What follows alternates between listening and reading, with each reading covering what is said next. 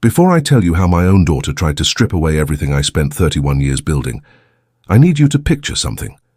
You are sitting at your own kitchen table, the same table where you taught her to do homework, where she blew out birthday candles, where she cried on your shoulder the night her first boyfriend left, and she is sliding a document across that table with a pen on top of it, not looking you in the eyes, because even she cannot quite manage that. Her husband stands behind her with his arms crossed, and there is no apology in the room. There is only arithmetic. I was 61 years old, and I had just understood something that took the air completely out of my lungs. The people I had sacrificed everything to protect had been quietly, carefully, and deliberately deciding how to divide me up. That night changed the direction of everything. And it started with a phone call from a woman I almost did not pick up. Before the story gets darker, like this video, subscribe to the channel, and tell me in the comments what city you are watching from, because betrayal does not always come from strangers. Sometimes it sits at your kitchen table, calls you dad, and waits for you to stop breathing. My name is Harold Mercer. I am 61 years old, and for 31 of those years I ran Mercer Grain and Livestock out of Harlan County, Kentucky. I did not inherit it. I built it from a single leased field, a second-hand tractor, and a back that has not been fully straight since 1998. I worked harvests in temperatures that cracked the soil and winters that split the fence posts. I missed Christmases, school plays, and 2 of my own birthdays because the land does not care about your calendar. My wife Sandra passed from a stroke in 2019, and when she went, something in me went quiet too.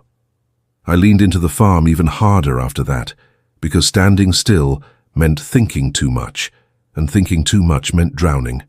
By the time I received the offer from Caldwell Agricultural Group, the farm was appraised at just over $13 million, 340 acres, 2 operational grain silos, a cattle operation, and mineral rights that 3 different attorneys told me I had been severely undervaluing for years.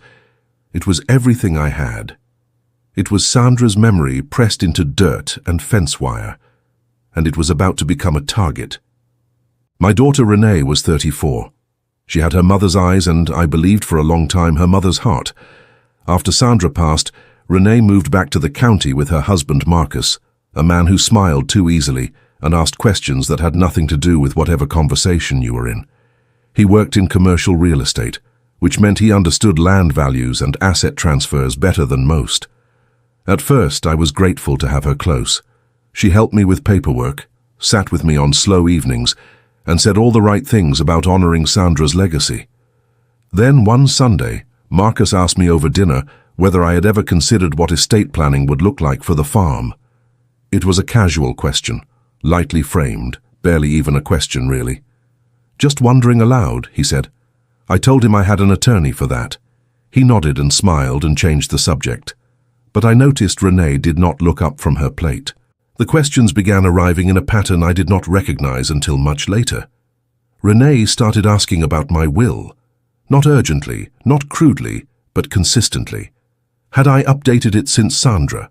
Had I thought about transferring operational control to simplify taxes? Marcus mentioned a trust structure that could protect the farm from probate, and he said it so reasonably that I almost thanked him. Then Renee suggested I let Marcus handle the negotiations with Caldwell Agricultural Group since he knew commercial transactions. I declined politely. 2 weeks later, she told me she had spoken to a property attorney on my behalf, someone she trusted, and that I should at least take a meeting. I started to feel a low-grade unease, the kind you explain away because the alternative explanation is too ugly to sit with when it involves your own child. Then my neighbor Dale Hutchins called me on a Tuesday morning. He had run into Marcus at the county clerk's office and wanted to know why Marcus was asking about easement transfers on my north parcel. I had sent Marcus there for nothing. I had not spoken to him about easements. I had not spoken to him about the north parcel at all. The call I almost did not answer came from Patricia Wills, a paralegal at a firm in Lexington. She had worked with Sandra's estate attorney years before, and she had my number from that time. She called on a Wednesday evening and said she needed to tell me something professionally uncomfortable. She had been approached to draft a power of attorney document. The client's name was Renee Calloway, The beneficiary of the power of attorney was also Renee Calloway. The subject of the document was Harold Mercer, listed as a principal experiencing, and I remember this phrase precisely, cognitive decline consistent with reduced decision-making capacity.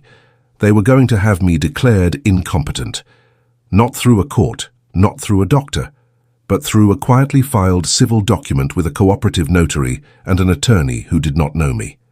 Once it was filed, Renee would have legal authority to sign the Caldwell sale on my behalf, receive the proceeds into an account she controlled, and there would be nothing I could do about it because on paper I would not be considered capable of objecting.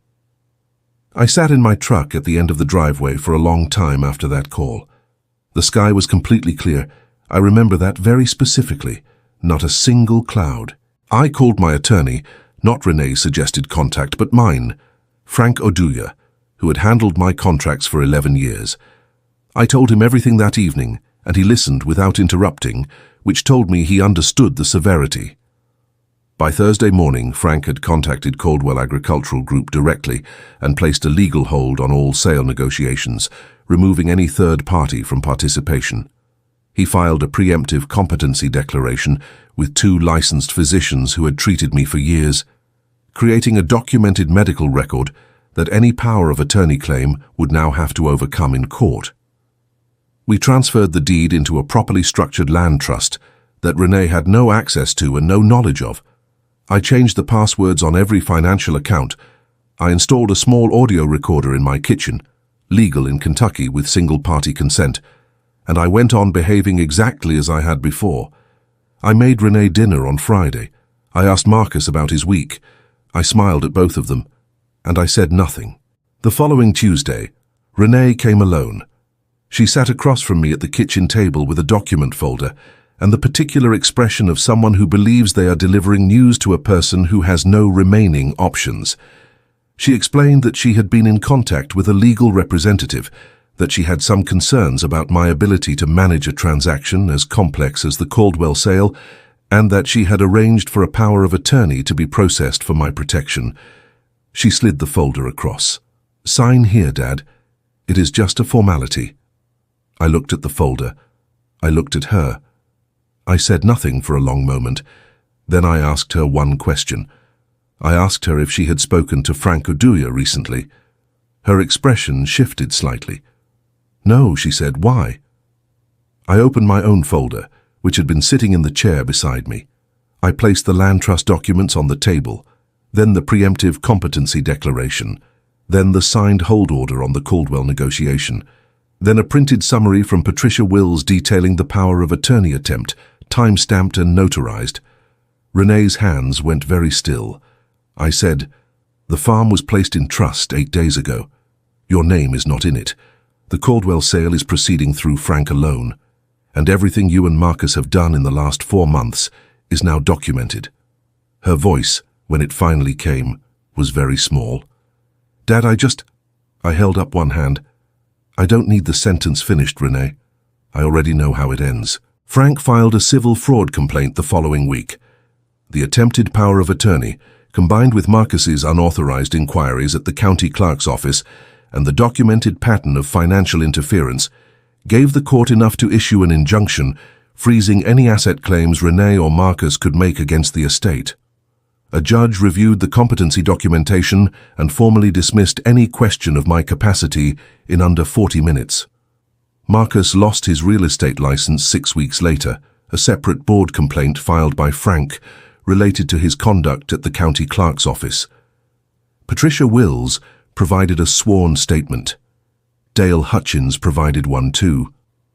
At the hearing, the judge looked directly at Renee and said, "This court finds the conduct described to be a deliberate attempt to financially exploit a competent adult." Frank squeezed my shoulder when we walked out. That is the closest I came to crying through the entire thing.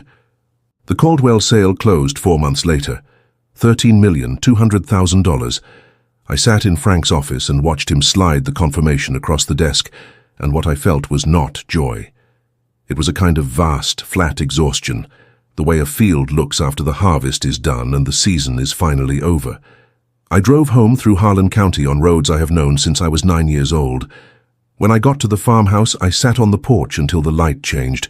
My neighbor Dale brought a pot of soup over that evening without being asked, the way people in small counties still sometimes do. He did not say anything about Renee. I did not either.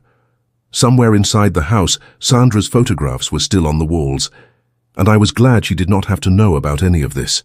What I carry now is not bitterness. Bitterness requires ongoing energy, and I am too old and too tired for it. What I carry is a fact, plain and permanent. Love is not the same thing as loyalty, and a person can hold your history in their hands and still decide you are worth more as an asset than as a father. I did not strike out of anger. I struck because Sandra built that land beside me, and no one was going to sign her memory away while I was still standing. I made sure I was still standing. If this story stayed with you, subscribe and leave your city in the comments. It means more than you know. I will see you in the next one.